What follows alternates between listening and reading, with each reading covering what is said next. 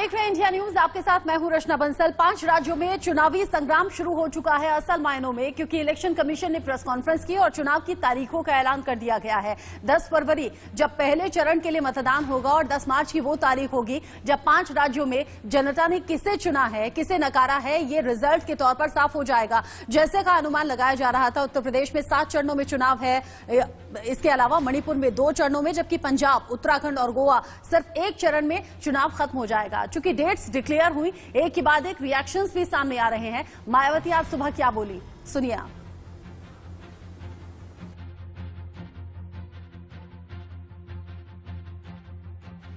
कि यूपी, उत्तराखंड व पंजाब आदि इन राज्यों की जनता में स्वतंत्र, निष्पक्ष व शांतिपूर्ण ढंग से चुनाव कराने के प्रति विश्वास को कायम करने के लिए यह बहुत जरूरी है कि चुनाव आयोग यहां अपनी आदर्श चुनाव आचार संहिता को पूरी सख्ती से लागू कराने के लिए ठोस कार्रवाई अवश्य करे, क्योंकि पिछले कुछ वर्षों में हुए चुनावों के दौरान हर प्रकार की धांधली करने तथा सत्ता व धर्म का चुनावी स्वार्थ के लिए अनुचित इस्तेमाल करने की प्रवृत्ति काफी घातक रूप में बढ़ी है।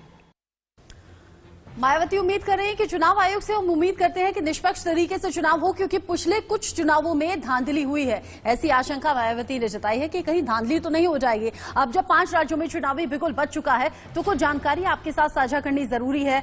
हालांकि 5 राज्यों के चुनाव को लेकर सबसे ज्यादा जो चर्चा है वो उत्तर प्रदेश को लेकर है, लेकिन कुछ आंकड़े हम आपके साथ साझा करेंगे और सिलसिलेवार तरीके से समझाएंगे कि कब कब कहां चुनाव होने हैं। उत्तर प्रदेश जहां पर 7 चरणों में चुनाव होगा और इन 7 चरणों में सबसे पहले जो तारीख आएगी वो होगी 10 फरवरी। 10 फरवरी के बाद फिर 14 फरवरी, फिर 20 फरवरी, 23 फरवरी और 27 मार्च। इन 5 चरणों में फरवरी में चुनाव होने हैं, जबकि 3 मार्च और 7 मार्च ये छठा और 7वां चरण रहेगा उत्तर प्रदेश में जब जब मतदान होना है। साथ ही 403 सीटों के लिए लड़ाई है और बहुमत पाने की कोशिश हर किसी की तरफ से होगी। ऐसे में आप समझिएगा कि जो दूसरा चरण है वो 14 फरवरी का है, जब 117 सीटों के लिए चुनावी मैदान में अपनी अपनी किस्मत आजमाते हुए उम्मीदवार नजर आएंगे। लेकिन सबसे ज्यादा जो नजर रहेगी वो रहेगी मतदाताओं पर। आप समझिए, पंजाब 117 सीटों के लिए चुनावी मैदान में जो सबसे ज्यादा कांटे की टक्कर वो कांग्रेस, आम आदमी पार्टी और बीजेपी के बीच में मानी जा रही है। अकाली दल की भी अपनी संभावना है।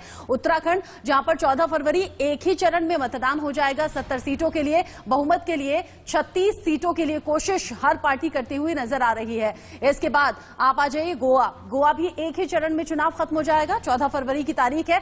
कल ही मनीष सिसोदिया ने कहा है 14 फरवरी की तारीख तो लकी है उनके लिए और फैसले उनके अनुकूल आएंगे। 14 फरवरी 40 सीटों के लिए मतदान, 21 सीटें बहुमत के लिए चाहिए होंगी।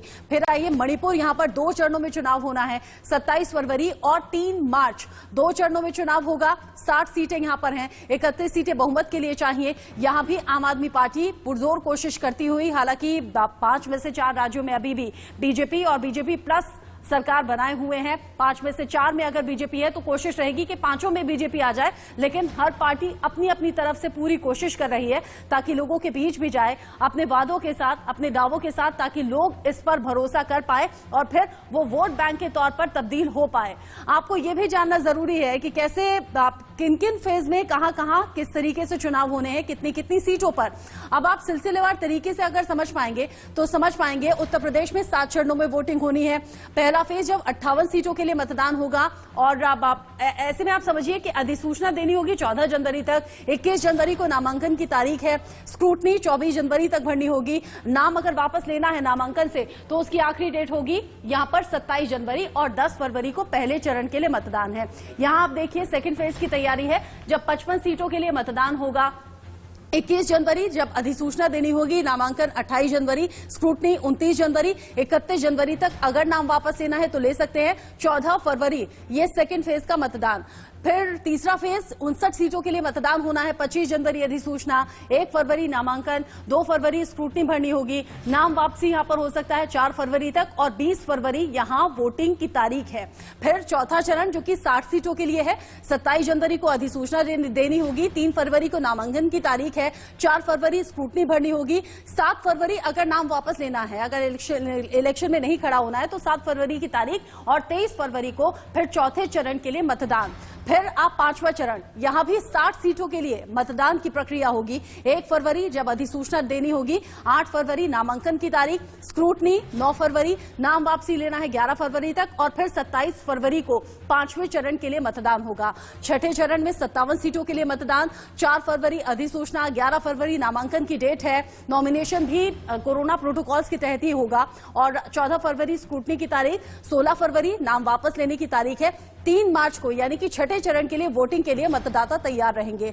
54 सीटों के लिए आखिरी चरण जो कि 7वां चरण है उत्तर प्रदेश का, 10 फरवरी को अधिसूचना देनी होगी, 17 फरवरी नामांकन की तारीख है, 18 फरवरी जब स्क्रूटनी की तारीख है, 21 फरवरी अगर नाम वापस लेना है किसी उम्मीदवार को तो ले सकते हैं और 7 मार्च यानी यहीं पर सिलसिला खत्म हो जाएगा। मतदान का 10 फरवरी से शुरू होगा और 7 मार्च को खत्म हो जाएगा और फिर आएगी डेट 10 मार्च की, जिसका इंतजार हम सभी को है और खासतौर से उन लोगों को है जो चुनावी किस्मत आजमाते हुए नजर आएंगे।